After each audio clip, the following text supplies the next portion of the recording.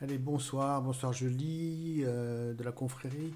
Je réponds à ta question sur cette constipation chez une enfant de 4 ans depuis 2 ans. On lui donne un traitement de Forlax en raison de 2 fois 2 sachets de 4 grammes par jour, apparemment. Donc c'est le maximum qu'on puisse donner déjà à un enfant de 8 ans. Parce que normalement, des enfants de 1 à 4 ans, on donne que 2 sachets maximum par jour, ou 1 à 2 sachets par jour, et ça en 2 prises. Donc là, elle est déjà au maximum pour la tranche d'âge de 4 ans à 8 ans. Je sais que la maman n'a pas pu diminuer puisque c'est trop important pour elle et que ça pose problème. Alors, le raisonnement qu'on va avoir, c'est de se dire qu'il nous faut des liquides, il nous faut un transit, il nous faut quelque chose pour améliorer localement les tissus. Il y a beaucoup de choses qui bloquent l'élimination. Il serait quand même intéressant de savoir si l'élimination est chaude ou froide, c'est-à-dire est-ce que c'est odorant ou c'est pas odorant dans les selles. Ça, c'est une chose qui peut nous indiquer, nous aider. Deuxième chose, c'est que dans le traitement, où on va prendre un médicament qui va capter des liquides pour ramollir les selles, c'est qu'il va bien capter des liquides dans l'organisme et que le deuxième système émonctoire de liquide, c'est le système urinaire avec les reins. Donc automatiquement, on est en train de pomper dans le système urinaire, voire les reins. Donc risque de fatigue qui peut s'enchaîner de ce côté-là. Euh, Si je reprends un petit peu en arrière, nous sommes en 2022, la pathologie ça fait 2 ans. Il y a 2 ans a commencé une période annuelle qui était très sèche, hein, où les organes qui sont sensibles à la sécheresse ont été touchés, principalement les poumons et le gros intestin. Alors peut-être que déjà à cette époque-là, l'enfant a été impacté par cette dynamique-là et a du mal à s'en remettre, hein. Donc, euh, c'est une piste de raisonnement aussi à prendre en considération. Deuxième chose, c'est qu'il y a eu un épisode où la maman a vu que les selles étaient apparemment un peu améliorées. Je n'ai pas plus d'informations. Mais si jamais les selles étaient améliorées dans la fréquence et pas dans le fait que ça soit très mou, que ça soit diarrhéique, ça ne suffit pas pour diminuer le traitement. Il faut vraiment que les selles deviennent molles, trop molles, et qu'à ce moment-là, on peut diminuer un peu le traitement pour retrouver des selles un petit peu plus moulées. Alors, l'élimination s'est faite un petit peu de façon traumatisante puisqu'elle a saigné et que ça, ça a déclenché une sortie d'un bouchon, d'un fécalome important avec perte de sang. Alors la perte de sang, c'est vrai, elle peut être liée à un problème d'hémorroïdes, elle peut être liée à une déchirure, une fissure, mais aussi elle peut être liée au fait que ce mouvement du bois en excès va taper sur la terre et cette terre, quand elle n'est pas bien, elle ne peut pas contenir le sang dans les vaisseaux et que le sang sort beaucoup plus facilement. Et en plus au printemps, il y a des périodes comme ça où on a plus facilement des pertes de sang dans les selles à cause de ça. Donc on note, on regarde, on voit ça. Nous, de notre approche, ce qu'on peut faire pour aider cet enfant, déjà, c'est favoriser un apport d'aliments qui vont favoriser l'humidification du tube digestif. Si on prend des aliments de la vie quotidienne, le thé pu'er, ce thé noir post-fermenté, qui est double fermentation, ce qui lui confère pas beaucoup de théine, mais beaucoup de tanin, a cet intérêt d'humidifier le tube digestif et de renforcer la flore intestinale. Donc si cet enfant peut boire un peu de pu'er régulièrement dans la journée, ça serait intéressant. C'est un thé qui n'est pas amer, que les enfants boivent relativement bien. Bien sûr, il ne faut pas le sucrer, hein, ça serait contrarier sa propriété. Deuxième chose, on peut lui apporter des aliments qui sont très porteurs de liquide. Ce qu'on peut retrouver, nous, dans notre région, c'est de l'aloe vera. Si on peut trouver de l'aloe vera en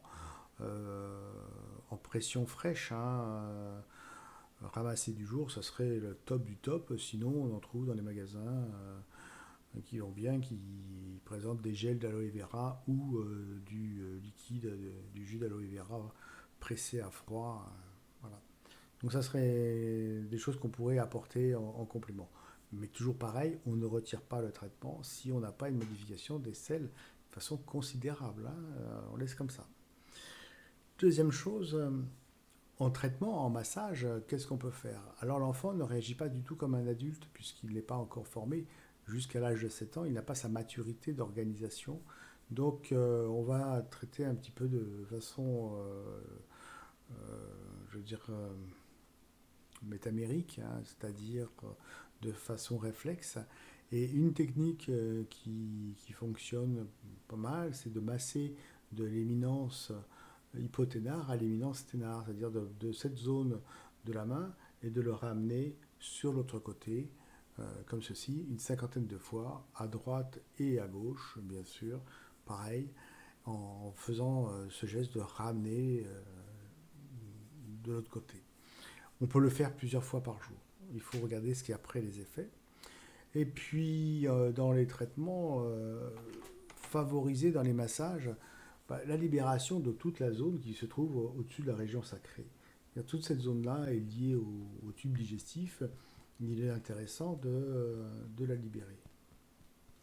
On peut taper localement de part et d'autre de la colonne vertébrale, hein, tout doucement. On tapote pour libérer, pour rendre le tissu souple, la peau souple, et voir ce qu'il en est. Dans un deuxième temps, le fait de mobiliser le bassin, de bouger toute cette sphère abdominale, qui est la sphère qui est la plus concernée, hein, de trouver du massage, de travailler ces boules de la hanche d'un côté et à l'autre, de mobiliser tout ça, de bouger le ventre et tout, ça sera toujours intéressant pour favoriser le transit, un phénomène mécanique sur la région.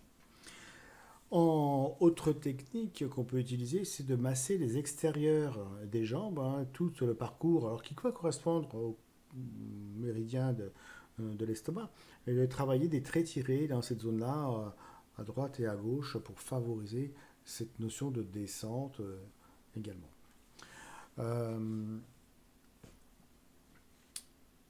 Après, le fait que le gros intestin soit touché, et que par rapport à ce qui s'est passé il y a 2 ans, on peut regarder aussi comment ça se passe au niveau pulmonaire, parce que la fonction respiratoire, du fait que les poumons s'appuient sur le diaphragme, et le diaphragme aussi travaille en compression sur le gros intestin, hein, puisqu'il va écraser la pression viscérale, mais également on va masser toute cette partie haute du gros intestin.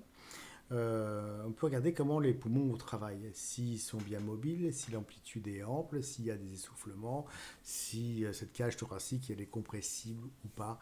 Ça aussi, il faudra le travailler. Euh, en reliant tout ça, une technique harmonisante du transit, et si on voit justement que la partie haute est un peu bloquée et la partie basse est un peu bloquée, on peut raisonner en se disant qu'on va masser ce qu'on appelle, nous, les sapins. Alors, je suis en train de chercher s'il y a quelque chose dans mon bazar. Voilà, voilà, c'est parfait. Masser comme ceci, de la fourchette sternale en direction des mamelons, à droite et à gauche. Après, du milieu de la poitrine en direction à hauteur du nombril, on descend comme ça, et du nombril sur le pied de l'aine et passer un peu la cuisse, comme ceci. Voilà, hein, ce qu'on appelle le sapin, donc on descend ces 3 zones de part et d'autre, et favoriser davantage la partie médiane, hein, pour voir que ça se libère et que ça se débloque pour faire bouger l'ensemble. De toute façon, pour qu'on retrouve du mouvement, il va falloir que si cette partie basse est bloquée avec une constipation, il faut qu'on retrouve quelque chose de souple au-dessus, hein, ou encore au-dessus, pour que le système commence à communiquer et que les échanges se fassent. Donc ça, c'est la partie globale de la prise en charge de l'enfant. Euh, il faut l'enseigner à la maman. Hein. La maman doit participer dans ce travail de prise en charge de son enfant. Tu essayes comme ça, on commence à savoir que on n'a pas spécifiquement regardé si c'était du fait d'un excès de chaleur ou d'un excès d'humidité ou d'un excès de froid ou un excès de sécheresse, quelque chose qui fait que ça congestionne et que ça bloque. Euh, bon, tu nous donnes des informations complémentaires et puis on essaiera de voir s'il y a des pathologies associées qui pourraient nous aiguiller sur un traitement plus spécifique. Si ce commentaire sur la prise en charge d'un enfant constipation en bas âge vous a plu et que vous êtes intéressé à avoir des informations, des compléments d'informations, voir comment travaillent les confrères de la pratique des thérapies manuelles, et notamment thérapie manuelle chinoise, pour ce qui est le cas là, ou d'autres techniques, vous pouvez vous abonner au groupe de Facebook qui s'appelle la confrérie des soigneurs engagés. Euh, Comme ça, vous pouvez aussi également échanger, participer dans ce groupe. Ou également vous abonner à la chaîne YouTube en cliquant sur la touche en dessous. Merci beaucoup et à très bientôt.